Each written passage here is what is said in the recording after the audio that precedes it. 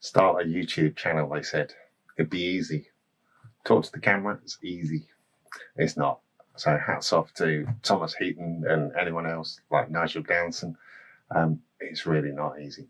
So I'm trying and I will get better, I am sure. So what I'm going to do is follow on from the last video and process an image. I was originally going to process the image that I started and made the preset with, but I've changed my mind. So instead, I've got an image from the Jurassic Coast on a particularly grim day. Happens to be the kind of conditions that I love. If you'd have seen some of my pictures, you will have noticed some of them are fairly moody, some of them are fairly atmospheric, or whatever you want to call them. But I love these conditions. Most people don't go out in them, but I do. So won't say anything else.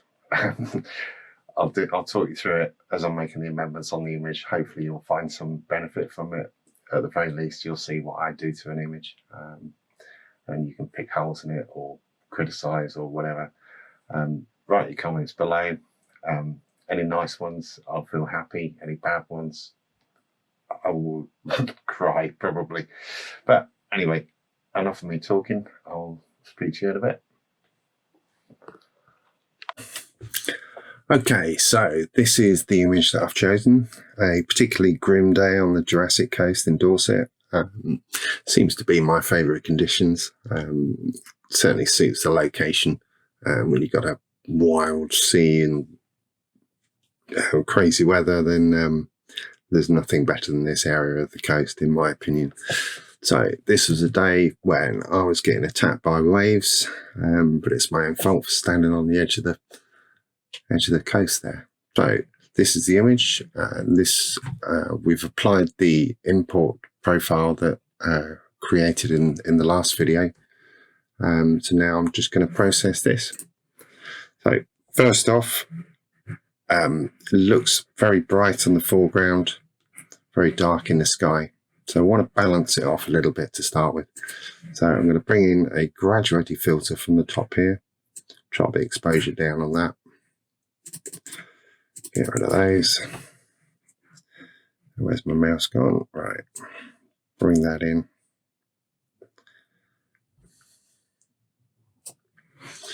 Might just bring the whites up a little bit on that so that we don't lose all the detail. Bring up a bit of contrast. Cool. Right. That's that. Easy job. Next thing is the radial filter. Click on the little circle. I want to highlight some of what's going on in the cliffs. So I'm just going to click and drag over that. Just want to make it apply to that section.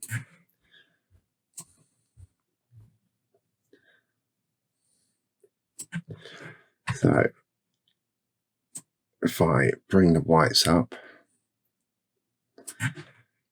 just so we can see what's going on, and using the range mask tool here with the luminance, make it show the mask. So that's showing you all the areas of the image that it's affecting at the moment. So anything that's glowing there red. If we're using some of these sliders like the clarity and dropping highlights, shadows, then if you're doing it over some dark part of the image, then you sometimes get halos around them, and that never looks good. So what I want to do is just apply it to parts of that selection. So if I bring this left hand slider, so I'm just going to get rid of the darks. I want to get rid of the really whites as well. Maybe drop that down to 85 if I can keep the mouse still. Right, and make the edges of it a bit sharper. So you can see there it's just affecting the red areas. Other areas it's not doing anything with. So unselect that. We've then got a nice selection of the elements of that image already done for us. If I bring a bit of clarity in on that, should make that a much nicer focal point for the image.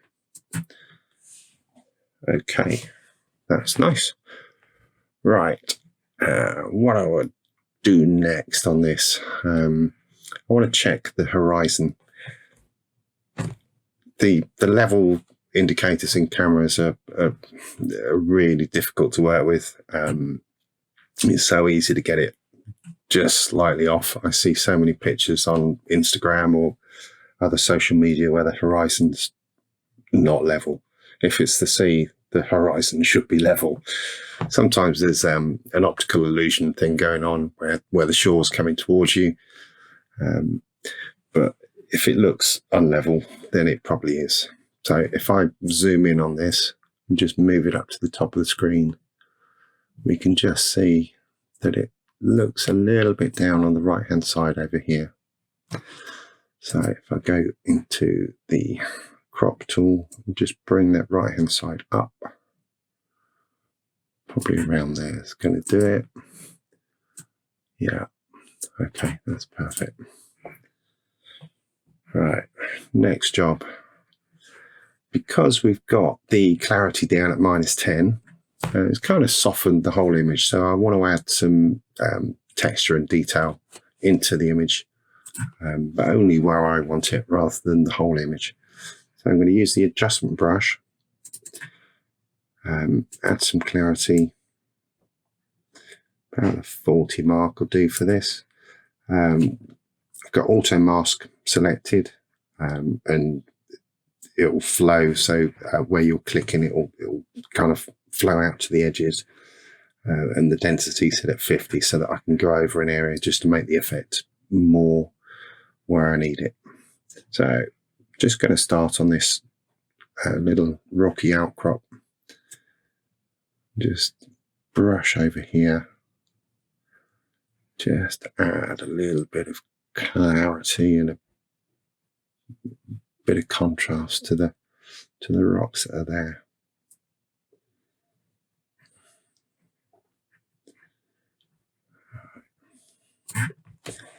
Excuse my noisy mouse, but there we go. Right, let's bring that in.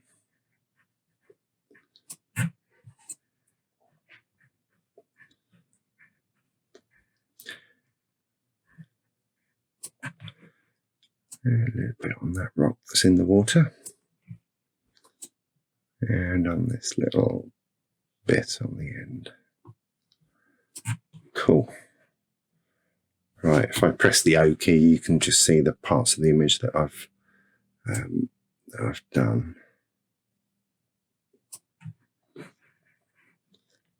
So not much of it. It's kept it within the edges as much as it can, really. It doesn't seem to be any effects on the water outside of that, so that's cool. Right, so next job I want to do is bring out a bit of detail in the cliffs. So I've just gone on to new adjustment brush, make a bit of a selection over here.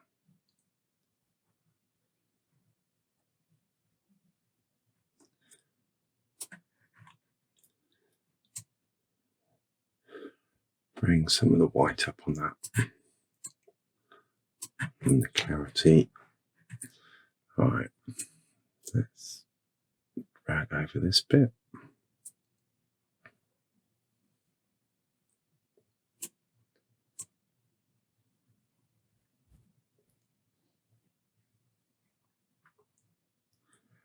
All right, let's see, that's bringing out some detail there. Cool. All right, next job. I would normally put a vignette on this.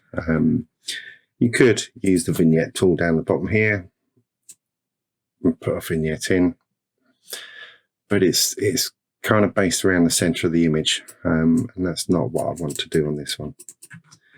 So if I bring in a circular mask,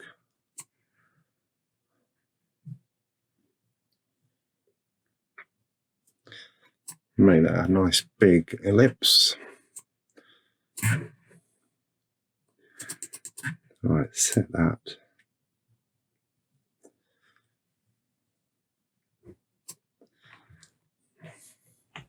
Just so it's bringing a bit of atmosphere in there.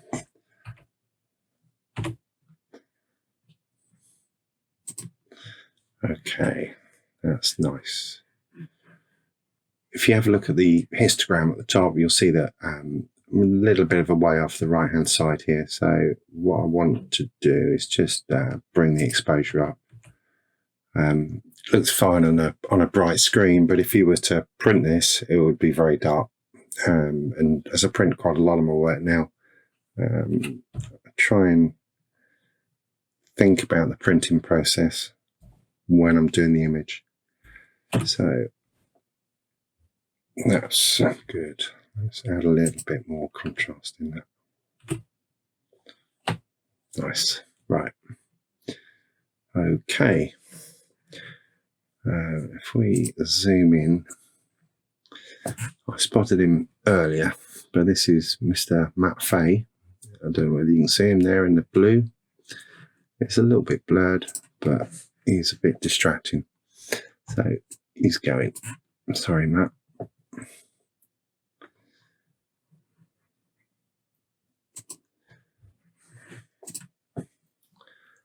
Okay. The last thing that I would do is these little bold, darker bits on the edge of the image are bothering me. So I'm going to take this into Photoshop and just clean those out of the way. If you're a purist, look away now. But it's just little things like that that make an image look better, in my opinion. So I'm just going to go into Photoshop. So right click on the image, edit in Adobe Photoshop 2020. And it should open that up in Photoshop. Unfortunately, it takes a while because I'm using a fair amount of the RAM. Right, there we go. So let's zoom in on that. Just drag it down. Right, using the tool on the left hand side, the spot healing brush tool. Got it set to a hard edge. So I'm going to just change the brush size there and paint on those. That will zap them away. Same with that one. Same with that one. And just this bit here I'll get rid of as well.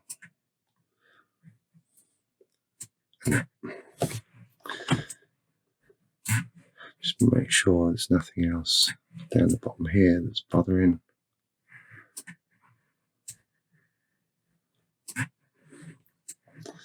Alright, I don't know whether you can see it, but there's a little orange dot on the shore there that's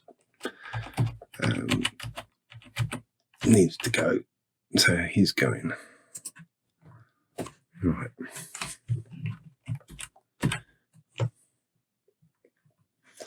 There we go. So as you can see down the bottom right here, it's a lot cleaner looking. And we've got the lines from the rocks both sides that are taking you up through the image into the hills beyond towards Gadcliffe. So if I close that down, I'll save that back into Photoshop with all those changes applied. And now that is a finished image. The only thing that needs to be done now is I'll export that to share on social media or to print, one of the two. So I hope you found this useful, and I'll see you on the next one. Thank you.